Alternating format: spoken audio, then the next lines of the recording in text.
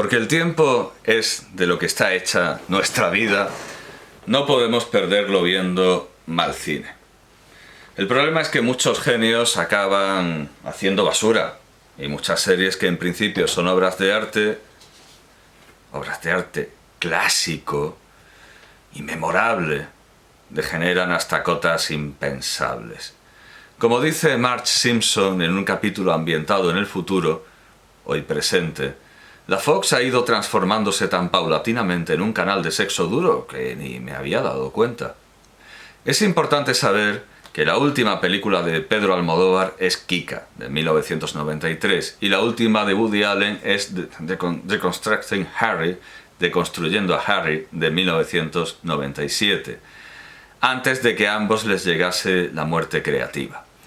Y que de Alien y Terminator, solo hay que ver las dos primeras, y que todo lo que vino después, como diría el dependiente de la tienda de tebeos, nunca pasó en realidad. Y que con Robocop basta... Sí es cierto, en inglés la pronunciación es bastante parecida a Robocop. Bueno, Robocop, digámoslo en español. Basta, esta saga basta con la segunda. Y cuando uno ve a Lisa Simpson con Lady Gaga, o a Homer travesti, o el panegírico de Elon Musk antes de que se mostrara aún más en público y dejara claro que es imbécil, sabe perfectamente que con The Simpsons ha habido encarnizamiento terapéutico y que se los ha mantenido vivos más tiempo del razonable. Una imagen usada por el propio Mike Rice en su defensa de la serie. Antes he presentado a Carlos Saura y se me ha olvidado que quería mostrar el libro de Elena Soriano, y ahora se me ha olvidado que quería mostrar el libro de Mike Rice, pero bueno, voy a hacer lo mismo, me voy a levantar, voy a dejar la cámara sola y voy a traer el libro de Mike Rice, porque es desde luego interesante. Así que paciencia, paciencia.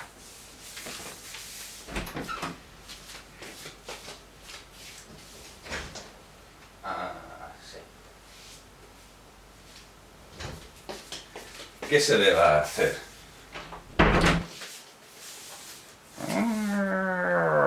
Este es el libro. Es un libro, desde luego, interesantísimo. Bien, pues en las primeras páginas, Mike Rice contesta... Bueno, a lo mejor no es en las primeras páginas, si no lo recuerdo. Pero bueno, da estas razones que con la edad que tiene, bastante es que no se me encima. Al tener que elegir un solo capítulo de Simpsons que pudiera mostrar todo aquello de lo que es capaz la serie, pensé en el 18º de la 12ª temporada, Trilogy of Horror, escrito por Matt Selman y dirigido por Mike B. Anderson. Aunque no tenga la estructura clásica de la serie, en la que la historia principal de cada capítulo se deriva de una trama inicial completamente distinta, sino que más bien este capítulo imita a Rashomon de Akira Kurosawa de 1950, a Przepadek de Krzysztof Kieślowski de 1987, bueno, estuvo censurada y en realidad salió más tarde, Pulp Fiction de Quentin Tarantino de 1994, Lola Rent de Tom Tykwer de 1998 y Go de Doug Liman de 1999. Pero también pensé que debería ayudar a los espectadores a trazar claramente una frontera entre la cumbre del arte audiovisual que fueron los Simpsons y los anuncios largos que son ahora. ¿Cuándo podemos levantarnos tranquilamente de la silla y decir, venga, hasta luego? Hay muchas teorías a este respecto, algunas de las cuales son ciertamente absurdas. Algunas de estas teorías, como digo, bastantes absurdas, fueron recogidas y discutidas por Jorge Pinarello, o Pinarello, no sé cómo él querrá pronunciarlo, en un vídeo de 2020 de su canal Te lo resumo así nomás, es más conocido por su canal que por su apellido, titulado ¿Cuándo y por qué decayeron los Simpsons?, en el que formulaba su propia hipótesis, igualmente absurda. Uno de los criterios que usaba para su análisis tenía que ver, curiosamente, con el doblaje. la muerte de los dobladores para él marcaba diferencias. Estoy de acuerdo, pero no con el doblaje del que él habla, el mal llamado, desde luego, doblaje latino, porque que yo sepa, no hablan en la lengua del Lacio, que revela una cultura humorísticamente inferior y que recuerda cuando en España se cambiaba el nombre a las estrellas de cine mudo, llamándolas Tomasín, Sandalio, Gafitas era Harold Lloyd, Ricardito, Pamplinas, que era Buster Keaton, o Chiquilín, que además se convirtió en una marca de galletas sin pagarle una perra que yo sepa a Jackie Coogan. Además de la muerte de la dobladora original de la señora Krabappel, Marsha Wallace, en 2013, y de la de Manjula, Jan Hooks, en 2014, hay que considerar como un punto de inflexión la muerte de Carlos Revilla González en 2000, doblador de Homer en España, ya que el doblaje español es en sí una obra de arte frente a la chapuza hispanoamericana, por no hablar de los países como Polonia, en los que ni siquiera hay doblaje, sino un lector que lee el papel de Marge con voz masculina y fatigada.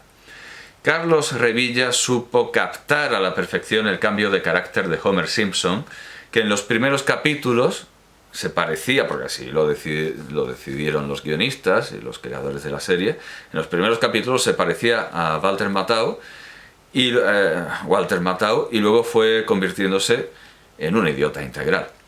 Pero aunque la calidad de las traducciones y del doblaje en España sea algo objetivo, no es suficiente para pegar el tajo en el último capítulo doblado por Revilla, mientras cantamos «Entran cuchillos, las tripas se sacan, esta es la base de industrias pesqueras de Osaka». Aún más que por el cambio en el equipo de dobladores, la serie se vio afectada por el cambio de guionistas, quienes convirtieron la serie en un clásico, como el propio Mike Rice, que aquí aparece una imagen suya.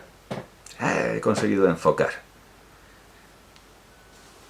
Se fueron yendo a hacer sus cosas, por diversos motivos, por sus movidas. Y entró gente que ni siquiera hacía algo parecido a fanfiction, como en Adventure Time, como en Hora de Aventuras, porque no habían visto antes la serie, aunque nadie lo diría, por cómo repetían hasta la saciedad tramas anteriores. La defección más notable fue la de John Swartzwelder, que llegó a firmar el guión de 59 capítulos de la serie. Mike Rice, ya que me he levantado a coger el libro, no voy a dejar de enseñarlo, Mike Rice lo presenta en este libro como un hombre con ideas de bombero extravagantes más allá de todo lo imaginable. Cita como ejemplo el que Homer Simpson, después de comerse en la cárcel un pastel con una lima dentro que le llevaba Marge, empezara, la idea de Swartzwelder, empezar a tener un bulto en la parte trasera de los pantalones. Pero nadie estaba preparado en aquel entonces para que Homer Simpson cagase una lima en público. Habría que esperar a Rick y Morty para un diálogo matrimonial como «¿Te acuerdas de aquella otra vez en la que te cagaste encima?» Y Jerry contesta «Es que tomé mucha sopa». Rice cuenta que una guionista de Los Simpsons que pasó a trabajar en Seinfeld quiso robar algunas ideas de Swartzwelder que habían acabado en el cubo de la basura de Los Simpsons para usarlas con Cosmo Kramer, pero en Seinfeld les parecieron demasiado extravagantes incluso para Kramer. Swartzwelder era una especie de columna vertebral de Los Simpsons, e incluso un personaje secundario recurrente, aunque nunca lo oímos hablar, pero sí lo vemos muchas veces con su bigote de fondo en escenas de Los Simpsons. Además, aportaba un discurso reaccionario en absoluto desdeñable como uno de los motivos del éxito de la serie. Tendría lógica, por lo tanto, pegar el tajo en el último capítulo escrito por él. Lo que ocurre es que ese capítulo, The Regina Monologues, los monólogos de la Regina, en este caso, Elizabeth Regina, y hay un chiste, más que un juego de palabras, es un chiste sobre esto en el capítulo, y es un chiste muy malo. Este capítulo, que es el cuarto de la 15ª temporada de 2003, no es bueno, ni mucho menos, no es bueno. Aunque sí lo fueran los anteriores escritos por Swartzwelder. Pero los monólogos de la Regina es una repetición banal del capítulo en el que entraba el cuchillo y las tripas se sacaban, de 1999.